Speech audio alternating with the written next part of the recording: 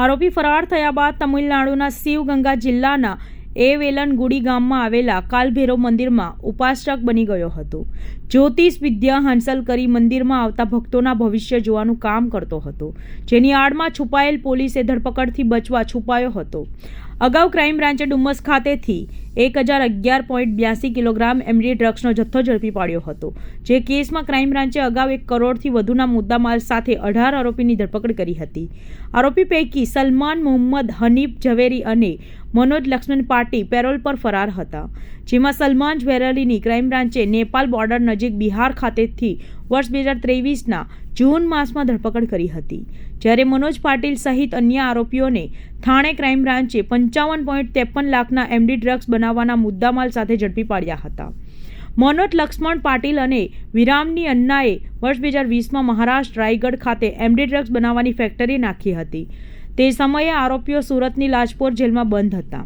તે દરમિયાન જેલમાં બંધ વિરામની અન્ના અને ઘનશ્યામ મુલાણી, સુનિલ કૌશિક, ગજાનન શર્માએ મળીને એમડી ડ્રગ્સ બનાવવાની ફેક્ટરી નાખવાનું કાવતરું રચ્યું હતું, જેમાં પેરોલ જમ્પ કરી વિરામની અન્ના ફરાર થઈ ગયો હતો. સુનિલ કૌશિક, ગજાનન શર્મા જેલમાં રહી મોબાઈલ ફોનથી બંનેના સંપર્કમાં હતા. હરિયાણા ખાતેની પોતાના પિતા ગજાનન શર્મા પાસેથી એમડી ડ્રગ્સ બનાવવાનું રો મટીરિયલ મંગાવ્યું હતું.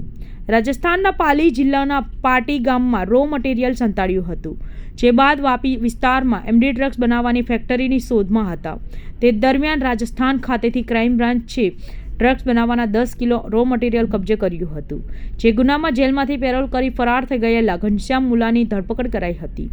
રાજકોટ જેલમાંથી સુનિલ કૌશિક, ગજાનન શર્મા મોબાઈલ ફોનના ઉપયોગથી કાવતરું ઘડતો હતો.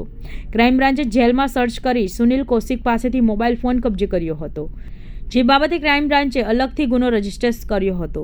જે ગુનામાં વિરામણી ઉર્ફ અન્ના અને ગજાનન શર્માને વોન્ટેડ જાહેર કરાયા હતા. જે ગુનામાં વિરામણી ઉર્ફ અન્નાની તમિલનાડુથી ધરપકડ કરી વધુ તપાસ ક્રાઇમ બ્રાન્ચે હાથ ધરી હતી. 2020માં એક ડીસીબી પોલીસ સ્ટેશનની અંદર એમડીનો ગુનો દાખલ થયેલો.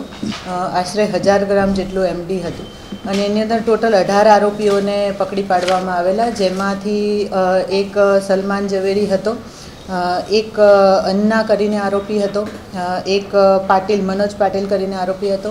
આ રીતે 18 આરોપીઓની જે તે ગુનામાં ધરપકડ કરવામાં આવેલી.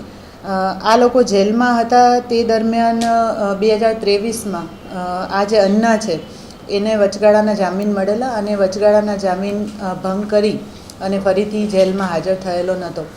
આ વોન્ટેડ હતો. એ દરમિયાનમાં 2023ના 9મા મહિનામાં ડીસીબીએ એક ગુનો રજીસ્ટર કરેલો, જેમાં 10 કિલો 901 ગ્રામ એમડી બનાવવાનું રો મટીરિયલ પકડી પાડેલું હતું.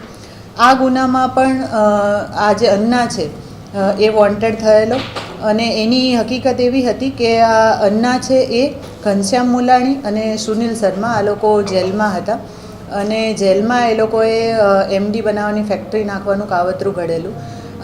એમાંથી જ્યારે આ પેરોલ જમ્પ કરીને બહાર હતો એ દરમિયાનમાં એણે બહારથી મદદ પ્રોવાઈડ કરી અને હરિયાણાથી સુનિલ શર્મા છે એનો ફાધર ગજાનન શર્મા પાસેથી એમડી બનાવવાનું મટીરિયલ મેળવી અને રાજસ્થાનના પાલી જિલ્લામાં સંતાડી રાખેલું હતું.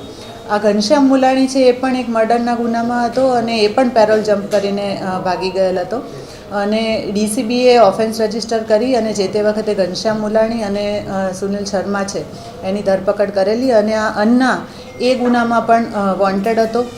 મનોજ પાટીલનું નામ પણ આમાં આવેલું હતું. આ જે અન્ના છે એ વોન્ટેડ હતો તે દરમિયાન ડીસીબીને ઇન્ફોર્મેશન મળેલી, કેમ કે આપણા ગુનામાં વોન્ટેડ હતો અને આપણે એને પકડવા માટે સતત પ્રયત્ન કરી રહ્યા હતા. તો અમારી ટીમને ઇન્ફોર્મેશન મળેલી કે આ તામિલનાડુ જેનો શિવગંગા ડિસ્ટ્રિક્ટ છે એમાં સેવિનપટ્ટી કરીને ગામ છે, એ ગામમાં છે. એ હકીકત આધારે આપણી 2 ટીમો ત્યાં ગયેલી અને તેને પકડવામાં આપણને સફળતા મળી છે. આ જે આરોપી છે ત્યાં જ્યોતિષ વિદ્યાનું કામ કરતો હતો અને મંદિરની અંદર પૂજારી તરીકે રહી છુપા વેશે રહી અને અત્યાર સુધી નાસ્તો ફરતો હતો. આ આરોપીને પકડી પાડ્યો છે. સાથે સાથે જે મનોજ પાટીલ 2023ના ગુનામાં વોન્ટેડ છે એ પણ મહારાષ્ટ્રમાં એમડીના જ ગુનામાં પકડાયેલો છે, જેલમાં છે, જેની પણ આપણે આગળ કસ્ટડી મેળવીશું.